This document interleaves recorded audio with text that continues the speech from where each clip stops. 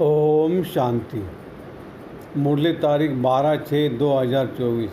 मीठे बच्चे, बाप उस रथ में आते जिसने पहले पहले भक्ति शुरू की, तो नंबर 1 पूज्य था, फिर पुजारी बना। यह राज सबको स्पष्ट करके सुनाओ। प्रश्न, बाप अपने वारिस बच्चों को कौन सा वर्षा देने आए हैं? उत्तर, बाप सुख शांति प्रेम का सागर है। यही सारा खजाना वो तुम्हें विल करते हैं। ऐसा विल देते जो 21 जन्म तक तुम खाते रहो, छूट नहीं सकता। तुम्हें कौड़ी सी हीरे जैसा बना देते हैं। तुम बाप का सारा खजाना योग बल से लेते हो। योग के बिना खजाना नहीं मिल सकता। ओम शांति। शिव भगवान वाच। अब शिव भगवान निराकार को तो सभी मानते हैं, एक ही निराकार शिव है जिसकी सब पूजा करते हैं। बाकी जो भी देहधारी है उनको साकार रूप है। पहले पहले निराकार आत्मा थे, फिर साकार बने। साकार बनती है, शरीर में प्रवेश करते, तब उनका पाठ चलता है। मूल वतन में तो कोई पाठ है नहीं। जैसे एक्टर घर में है तो नाटक का पाठ नहीं, स्टेज पर आने से पाठ बजाते हैं।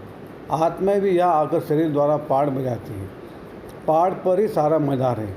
आत्मा में तो कोई फर्क नहीं है। जैसे तुम बच्चों की आत्मा है, वैसे इनकी आत्मा है।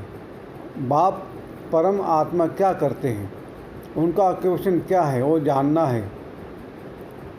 कोई प्रेसिडेंट है, राजा है, यह आत्मा का ऑक्यूपेशन है ना। यह पवित्र देवता है, इसलिए इनको पूजा जाता है।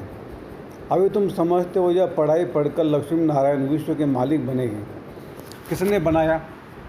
परम आत्मा ने। तुम आत्मा भी पढ़ती हो। पढ़ाई यह है जो बाप आकर तुम बच्चों को पढ़ाते हैं और राजयोग भी सिखलाते हैं।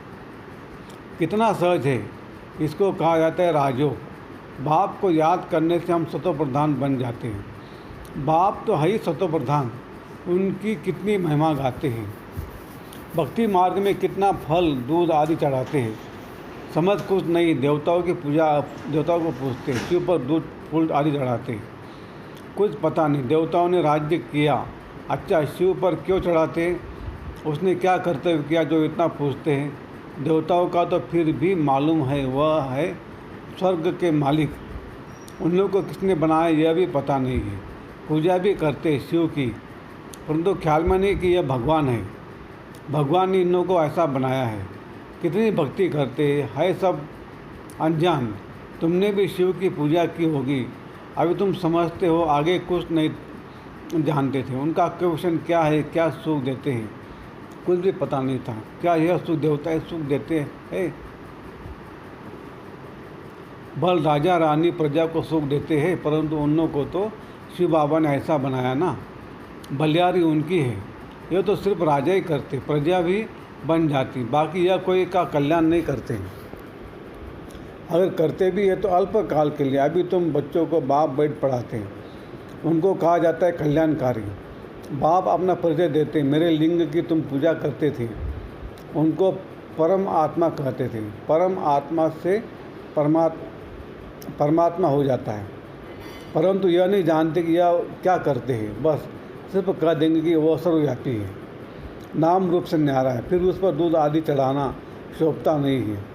आकार है तब तो उस पर चढ़ाते हैं ना। उनको निराकार तो कह नहीं सकते। तुमसे मनुष्य आर्गू बहुत करते हैं। बाबा के आगे भी आकर आर्गू ही करेंगे, फालतू माथा खपाएंगे, फ़ायदा कुछ भी नहीं। यह समझाना था तुम बच्चों का काम है। तुम बच्चे जानते हो बाबा ने हमको कितना ऊंच बनाया है। यह पढ़ाई है। बाप टीचर बन पढ़ाते हैं। तुम मनुष्य देवता बनने के लिए पढ़ रहे हो। देवी देवता है सतयुग में, कलयुग में होते नहीं। राम राज्य नहीं जो पवित्र रह सके। देवी देवता थे, फिर वाम मार्ग में चले जाते हैं। बाकी जैसे चित्र दिखाए हैं ऐसे नहीं। जगन्नाथ के मंदिर में तुम देखेंगे काले चित्र है। बाप कहते माया जीते जगतजीत बनो, तो उन्होंने फिर जगन्नाथ नाम रख दिया है। ऊपर में सब गंदे चित्र दिखाए हैं। देवताएं वाम मार्ग में गए तो काले बन पड़े। उनकी भी पूजा करते रहते हैं। मनुष्य को तो कुछ भी पता नहीं कब हम पूज्य थे। 14 जन्मों का हिसाब किसकी बुद्धि में नहीं है।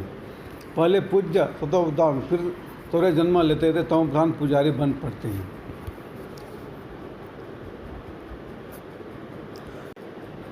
फिर है धारणा के लिए मुख्य सार। एक, उच्च पद पाने के लिए पूरा फॉलो फादर करना है। सब कुछ बाप के हवाले कर ट्रस्टी को संभालना है। पूरा वारी जाना है। खान पान रहन सहन बीच का साधारण रखना है, न बहुत ऊंच न बहुत नीच। 2, बाप ने जो सुख शांति ज्ञान का खजाना विल किया है उसे दूसरों को भी देना है, कल्याणकारी बनाना है। वरदान, पवित्रता की गुह्यता को जान, सुख शांति संपन्न बनने वाले महान आत्मा भव। पवित्रता की शक्ति की महानता को जान, पवित्र अर्थात पूज्य देव आत्माएं अवश्य बनो। ऐसने के अंत में बन जाएंगे। यह बहुत समय की जमा की हुई शक्ति अंत में काम आएगी। पवित्र बनना कोई साधारण बात नहीं है। ब्रह्मचारी रहते हैं, पवित्र बन गए, लेकिन पवित्रता जननी है।